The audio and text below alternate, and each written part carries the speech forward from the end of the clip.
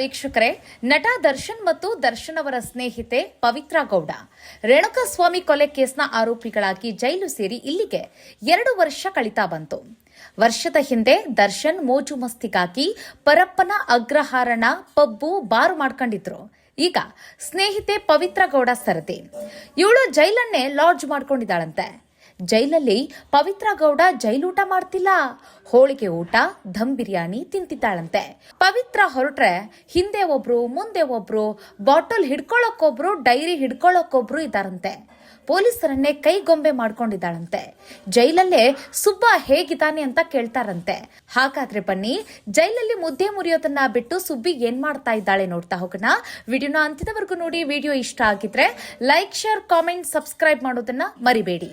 ಇತ್ತೀಚೆಗೆ ಜೈಲಿನಿಂದ ಹೊರಬಂದಂತಹ ಸಂಧ್ಯಾ ನಾಗರಾಜ್ ಅಂದ್ರೆ ಸಾಮಾಜಿಕ ಹೋರಾಟಗಾರ್ತಿ ಎಂದೇ ಫೇಮಸ್ ಆಗಿರುವಂತಹ ಸಂಧ್ಯಾ ನಾಗರಾಜ್ ಜೈಲಿನಲ್ಲಿ ಯಾವ ವ್ಯವಸ್ಥೆ ಇದೆ, ಜೈಲಿನಲ್ಲಿದ್ದಂತಹ ಕೈದಿಗಳು ಯಾವ ರೀತಿಯಾಗಿ ದರ್ಪ ಮೆರಿತಾ ಇದ್ದಾರೆ, ರಂಪಾಟ ಮಾಡ್ತಾ ಇದ್ದಾರೆ, ಅವ್ರಿಗೆ ಸಿಗ್ತಾ ಇರುವಂತಹ ಸೌಲಭ್ಯಗಳ ಬಗ್ಗೆ ಖಾಸಗಿ ಮಾಧ್ಯಮಗಳಲ್ಲಿ ಕೂತ್ಕೊಂಡು ಸಂಧ್ಯಾ ನಾಗರಾಜ್ ಎಳೆಯಾಗಿ ಇಂಚಿಂಚಾಗಿ ಮಾಹಿತಿಯನ್ನ ಕೊಡ್ತಾ ಇದ್ದಾರೆ.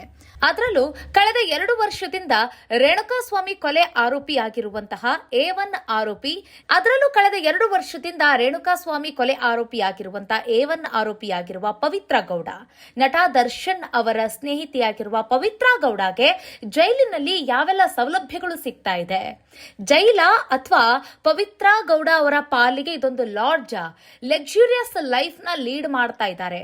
ಅವ್ರು ಕೇಳಿದ್ದೇ ಊಟ ಕೊಡ್ತಾರೆ, ಅವ್ರು ಹೇಳ್ದಂಗೆ ನಡ್ಕೊಳ್ತಾರೆ. ಅಲ್ಲಿ ಇರುವಂತಹ ಪೊಲೀಸ್ ಅಧಿಕಾರಿಗಳೆಲ್ಲ ಪವಿತ್ರ ಗೌಡ ಅವರ ಒಂದು ಕೈಗೊಂಬೆ ಆಗ್ಬಿಟ್ಟಿದ್ದಾರೆ. ಆಕೆ ಹಿಂದೆ ಮುಂದೆ, ಮತ್ತೆ ಆಕೆಯ ಬಾಟಲ್ ಹಿಡ್ಕೊಳಕ್ಕೊಬ್ರು, ಆಕೆ ಕಾಲು ಒತ್ತಕ್ಕೊಬ್ರು, ಆಕೆಗೆ ಡೈರಿ ಹಿಡ್ಕೊಳಕ್ಕೊಬ್ರು, ಆಕೆಗೆ ಛತ್ರಿ ಹಿಡಿಯಕ್ಕೊಬ್ರು, ಹೀಗೆ ಆಕೆಗೆ ಬಕೆಟ್ ಹಿಡಿಯೋ ಕೆಲಸವನ್ನ ಅಲ್ಲಿರುವಂತಹ ಅಧಿಕಾರಿಗಳೇ ಮಾಡ್ತಾ ಇದ್ದಾರೆ ಅಂತ ಹೇಳ್ತಿದ್ದಾರೆ. ಇಷ್ಟೇ ಯಾಕೆ, ಅಲ್ಲಿರುವಂತಹ ಕೈದಿಗಳು ಸದ್ಯಕ್ಕೀಗ ಪವಿತ್ರ ಗೌಡಳ ಅಸಿಸ್ಟೆಂಟ್ ಆಗಿದ್ದಾರಂತೆ. ಆಕೆ ಕೇಳಿದ್ರೆ ಬಿಸಿ ನೀರನ್ನ ತಂದು ಕೊಡ್ತಾರಂತೆ. ಆಕೆಗೆ ಏನು ಬೇಕು ಎಲ್ಲಾ ರೀತಿಯಾದಂತಹ ಸೌಲಭ್ಯಗಳನ್ನ ಮಾಡಿಕೊಡ್ತಾರಂತೆ. ಸೊ ಈ ರೀತಿಯಾದಂತಹ ವ್ಯವಸ್ಥೆ ಇವತ್ತು ಜೈಲಿನಲ್ಲಿ ಇದೆ ಅಂತ ಹೇಳಿ ಸಂಧ್ಯಾ ನಾಗರಾಜ್ ಖಾಸಗಿ ಮಾಧ್ಯಮದಲ್ಲಿ ಕುತ್ಕೊಂಡು ಜೈಲಿನಲ್ಲಿರುವಂತಹ ಪವಿತ್ರ ಗೌಡಳ ಆಟ ಮತ್ತು ದರ್ಪದ ಕುರಿತಾಗಿ ಇಲ್ಲಿ ಸಂಧ್ಯಾ ನಾಗರಾಜ್ ಅವರು ಚರ್ಚೆಯನ್ನ ಮಾಡ್ತಿದ್ದಾರೆ. ಸೊ ಹಾಗಾದ್ರೆ ಸದ್ಯಕ್ಕೀಗ ಕಾಡ್ತಾ ಇರುವಂತಹ ಪ್ರಶ್ನೆ ನೋಡಿ, ಕಳೆದ 1 ವರ್ಷದ ಹಿಂದೆ ನಟ ದರ್ಶನ್ ಅವರು ಪರಪ್ಪನ ಅಗ್ರಹಾರದಲ್ಲಿ ಏನಿದ್ರಲ್ಲ, ಆ ಸಮಯದಲ್ಲಿ ಅವರು ಕೂಡ ಜೈಲನ್ನ ಲಾಡ್ಜ್ ಮಾಡ್ಕೊಂಡಿದ್ರು. ಅವರು ಕೂತಲ್ಲೇ ಅವ್ರಿಗೆ ಕಾಫಿ ಟೀ ಬರ್ತಾ ಇತ್ತು. ಮತ್ತೆ ಅಲ್ಲಿರುವಂತಹ ಅವರ ಹಳೆಯ ಸ್ನೇಹಿತರು ಏನು ಕೈದಿಗಳಾಗಿ ಸಜ್ಜಾಗಿದ್ದಾರಲ್ಲ, ಅವರೆಲ್ಲರೂ ಕುತ್ಕೊಂಡು ಅವರು ಮಾತಾಡ್ಕೊಂಡು ಕೂತಿರೋದು, ಮತ್ತೆ ಒಂದು ಡೈನಿಂಗ್ ಟೇಬಲ್ ಅಲ್ಲಿ ಕುತ್ಕೊಂಡಿರ್ತಾರೆ, ಚೇರ್ ಹಾಕೊಂಡು ಕುತ್ಕೊಂಡಿರೋದು, ಕೈಯಲ್ಲಿ ಮಗ್ಗು ಮತ್ತೆ ಇನ್ನೊಂದು ಕೈಯಲ್ಲಿ ಸಿಗರೆಟ್ ಹಿಡ್ಕೊಂಡು ಆರಾಮಾಗಿ ಹರಟೆ ಹೊಡ್ಕೊಂಡು ಕೂತ್ಕೊಂಡಿರುವಂತದ್ದು. ಅಂದ್ರೆ ಇದು ಜೈಲ ಅಥವಾ ಮಜಾ ಮಾಡುವ ಮನರಂಜನೆಗಾಗಿ ಇರುವಂತಹ ಜೈಲ ಅಂತ ಹೇಳಿ ಅನ್ನೋ ಒಂದು ಮಟ್ಟಕ್ಕೆ ತೆಗೆದುಕೊಂಡು ಹೋಗಿದ್ರು. ಸೊ ಆ ಸುದ್ದಿ ಬಿತ್ತರವಾಗ್ತಾ ಇದ್ದಂತೆ ಮಾಧ್ಯಮಗಳಲ್ಲಿ ಆ ಸುದ್ದಿ ಪ್ರಚಾರಕ್ಕೀಡಾದ ನಂತರ ನಟ ದರ್ಶನ್ ಅವರನ್ನ ಇದಕ್ಕಿದ್ದ ಹಾಗೆ ಬಳ್ಳಾರಿ ಜೈಲಿಗೆ ಶಿಫ್ಟ್ ಮಾಡ್ತಾರೆ. ತದನಂತರ ಈಗ ಮತ್ತೆ ನಟ ದರ್ಶನ್ ಅವರು ಈಗ ಬೆಂಗಳೂರಿನ ಜೈಲಿನಲ್ಲಿರೋದು ನಿಮಗೆ ಗೊತ್ತಿದೆ. ಸೊ ಈಗ ನಟ ದರ್ಶನ್ ಅವರು ಇವಾಗ ಸಿಂಪಲ್ ಆಗಿದ್ದಾರಂತೆ. ಅವ್ರಿಗೆ ಯಾವುದೇ ರೀತಿಯಾದಂತಹ ಸೌಲಭ್ಯಗಳು ಸಿಗ್ತಾ ಇಲ್ಲ, ಇನ್ನಷ್ಟು ಕುಗ್ಗ್ ಹೋಗ್ಬಿಟ್ಟಿದ್ದಾರೆ. ಮಾನಸಿಕವಾಗಿ ಅವ್ರು ಇನ್ನೂ ಕುಗ್ಗಿದ್ದಾರೆ. ಯಾವಾಗ ನಾನು ಹೊರಗಡೆ ಬರ್ತೀನಿ ಅನ್ನೋ ಒಂದು ಯೋಚನೆಯಲ್ಲೇ ಇದ್ದಾರೆ ಅಂತ ಹೇಳಿ ಸಂಧ್ಯಾ ನಾಗರಾಜ್ ಹೇಳ್ತಾ ಇದ್ದಾರೆ. ಆದ್ರೆ ಇನ್ನೊಂದು ವರಸೆನ ನೋಡಿದ್ರೆ, ಅಂದ್ರೆ ಸ್ನೇಹಿತೆಯಾದಂತಹ ಪವಿತ್ರ ಗೌಡ, ನಟ ದರ್ಶನ್ ಅವರ ಸ್ನೇಹಿತೆಯಾದಂತಹ ಪವಿತ್ರ ಗೌಡಗೆ ಜೈಲಿನಲ್ಲಿ ರಾಜ್ಯಾತಿಥ್ಯ ಸಿಗ್ತಾ ಇದೆಯಂತೆ. ಬಿಸಿನೀರ್ ಕೇಳಿದ್ರೆ ಬಿಸಿನೀರ್ ಕೊಡ್ತಾರಂತೆ, ಆಕೆ ಲಿಪ್ಸ್ಟಿಕ್ ಕೇಳಿದ್ರೆ ಲಿಪ್ಸ್ಟಿಕ್ ಕೊಡ್ತಾರಂತೆ. ಹೊರಗಡೆ ಏನ್ ಇನ್ಫಾರ್ಮೇಶನ್ ಬೇಕು ನೋಡಿ, ಆಕೆ ನ್ಯೂಸ್ ಪೇಪರ್ ಓದೋದು ಬೇಡ, ಹೊರಗಡೆ ಏನ್ ಇನ್ಫಾರ್ಮೇಶನ್ ಬೇಕು ಅದೆಲ್ಲವನ್ನು ಕೂಡ ಪೊಲೀಸ್ ಅಧಿಕಾರಿಗಳೇ ತಂದು ಕೊಡ್ತಾರಂತೆ. ಅಷ್ಟೇ ಯಾಕೆ, ಪೊಲೀಸ್ ಅಧಿಕಾರಿಗಳಿಗೆ ಏನು ಲಂಚ್ ಬಾಕ್ಸ್ ಅಥವಾ ಟಿಫನ್ ಬಾಕ್ಸ್ ಏನ್ ತಗೊಂಡ್ ಬರ್ತಾರಲ್ಲ, ಅಥವಾ ಅವ್ರಿಗೆ ಮನೆಯಿಂದ ಏನ್ ಕಳಿಸ್ಕೊಡ್ತಾರಲ್ಲ, ಅದೆಲ್ಲವೂ ಕೂಡ ಪವಿತ್ರ ಗೌಡ ಅವಳ ಒಂದು ಇದಕ್ಕೆ ಹೋಗುತ್ತಂತೆ. ಅಂದ್ರೆ ಅವಳು ತಿಂತಾಳಂತೆ. ಅಂದ್ರೆ ಜೈಲಿನಲ್ಲಿ ಸಿಗುವಂತಹ ಏನು ಟಿಫನ್ ಆಗ್ಲಿ, ಮಧ್ಯಾಹ್ನದ ಊಟ ಆಗ್ಲಿ, ಅದ್ಯಾವುದನ್ನು ಕೂಡ ಪವಿತ್ರ ಗೌಡ ತಿನ್ನೋದಿಲ್ವಂತೆ. ಆಕೆಯ ನಾಲಿಗೆ ರುಚಿಯಂತೆ ಆಕೆ ಏನ್ ಕೇಳ್ತಾಳೋ, ಆಕೆ ಏನ್ ಡಿಮ್ಯಾಂಡ್ ಮಾಡ್ತಾಳೋ ಅದನ್ನೇ ತಂದು ತಂದು ತಂದು ಕೊಡ್ತಾರಂತೆ.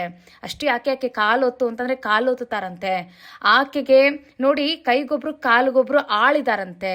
ಸೊ ಅಲ್ಲಿರುವಂಥ ಕೈದಿಗಳನ್ನೇ ಅಸಿಸ್ಟೆಂಟ್ ಮಾಡಿಕೊಂಡು ಸೇವೆ ಮಾಡ್ತಾ ಇದ್ದಾರಂತೆ.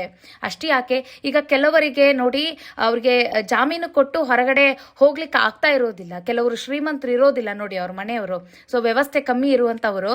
ಅಂಥವರಿಗೆ ನಾನು ನಿನಗೆ ಬೇಲ್ ಕೊಡಿಸ್ತೀನಿ, ನಾನು ನಿನಗೆ ಶ್ಯೂರಿಟಿ ಕೊಡಿಸ್ತೀನಿ, ಸೊ ನೀನು ನನ್ನ ಕೆಲಸ ಮಾಡ್ಕೊಂಡು ಹೋಗು ಅಂತ ಹೇಳಿರ್ತಾಳೆ. ಸೊ ಹಾಗಾಗಿ ಅವ್ರೇನೋ ಕೆಲಸ ಮಾಡ್ತಾ ಇದ್ದಾರಂತೆ, ಅಸಿಸ್ಟೆಂಟ್ ಆಗ್ಬಿಟ್ಟಿದಾರಂತೆ ಪವಿತ್ರ ಗೌಡಗೆ. ಅಷ್ಟೇ ಯಾಕ್ರಿ, ಪವಿತ್ರ ಗೌಡ ಹೆಂಗೆ ಅಂತಂದ್ರೆ ಆಕೆ ಚೆನ್ನಾಗಿರೋ ಬಟ್ಟೆ ಹಾಕೊಳ್ತಾಳಂತೆ ನೋಡಿ. ಜೈಲಿನಲ್ಲಿ ಒಂದು ವ್ಯವಸ್ಥೆ ಇದೆ, ಏನಂತಂದ್ರೆ ಯಾರು ಅಪರಾಧಿಗಳಾಗಿ ಆರೋಪಿಗಳಾಗಿ ಒಳಗಡೆ ಹೋಗ್ತಾರಲ್ವಾ, ಸೊ ಅವರಿಗೆ ಯಾವುದೇ ರೀತಿಯಾದಂಥ ವ್ಯವಸ್ಥೆ ಇರೋದಿಲ್ಲ. ಅಲ್ಲಿರುವಂಥ ವ್ಯವಸ್ಥೆಗೆ ಇವರು ಹೊಂದಿಕೊಳ್ಬೇಕು. ಯಾಕೆ ಅಂತಂದರೆ ಇವರು ತಪ್ಪು ಮಾಡಿ ಹೋಗಿರ್ತಾರೆ, ಮತ್ತು ತಪ್ಪಿನ ಸುಳಿಯಲ್ಲಿ ಇರೋ ಕಾರಣಕ್ಕಾಗಿ ಅವರಿಗೆ ಅಲ್ಲಿ ಒಂದು ಪಾಠ ಕಲಿಸ್ಬೇಕು ಅನ್ನೋ ಒಂದು ಕಾರಣಕ್ಕಾಗಿ ಅವ್ರಿಗೆ ಯಾವುದೇ ರೀತಿಯಾದಂಥ ಏನೂ ಕೊಡೋದಿಲ್ಲ.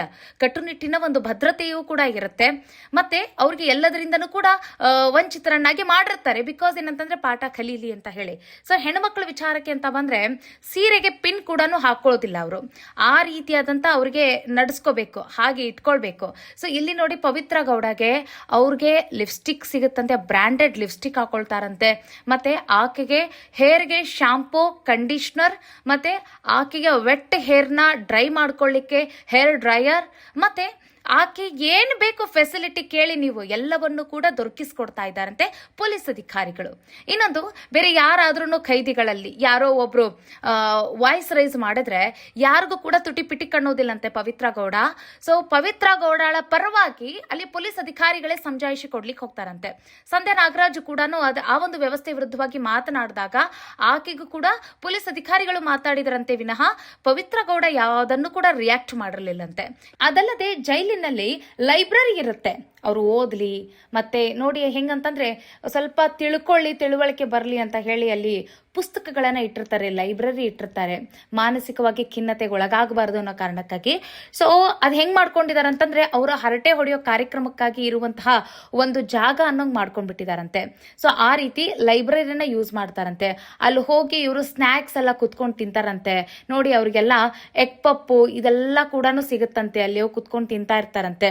ಸೊ ನಿಮ್ಗೆ ಇನ್ನೊಂದು ಗೊತ್ತು ಪ್ರಕರಣ, ಇತ್ತೀಚೆಗೆ ಈ ರಣ್ಯಾರಾವ್ ಅಂತಂದ್ರೆ ಸ್ಮಗ್ಲಿಂಗ್ ಕೇಸ್ನಲ್ಲಿ ಆ ಒಂದು ಕೇಸ್ನಲ್ಲಿ ಫಿಟ್ ಆದಂತಹ ರಣ್ಯಾರಾವ್ ಕೂಡ ಈಗ ಜೈಲಿನಲ್ಲಿದ್ದಾರಲ್ಲ.